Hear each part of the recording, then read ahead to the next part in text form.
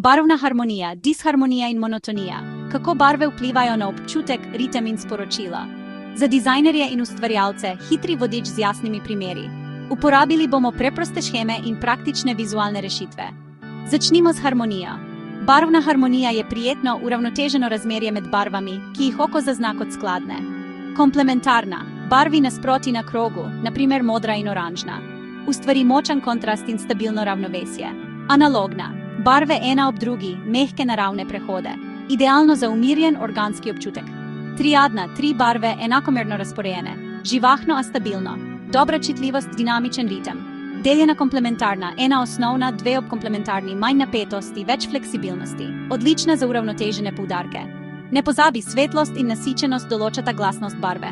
Harmonija v praksi, umetnost, interieri, moda, grafika. Cilj, mir, eleganca ali uravnotežena dinamika. Disharmonija nastane, ko barve nimajo ravnovesja ali jasne povezave. Prevelik kontrast brez kompozicijskega smisla, preveč nasičenih barv hkrati. Neuravnotežena toplo-hladna razmerja. Posledica, napetost ali nelagodje.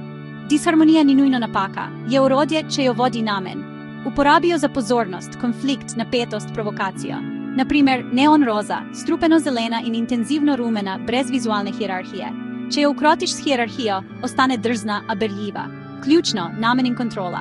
Monotonija, ena barva ali ozki spekter od monokromatska shema z majhnimi razlikami v svetlosti in nasičenosti.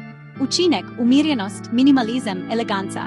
Lahko pa postane dolgočasno brez variacij. Dodaj svetlobo in sence. Uporabi materiali in teksture. Vključi subtilen akcent. Harmonija gradi red, disharmonija izzove, monotonija pomiri. Izberi shemo glede na namen in publiko. Ustvarjaj premišljeno. Barva je strategija.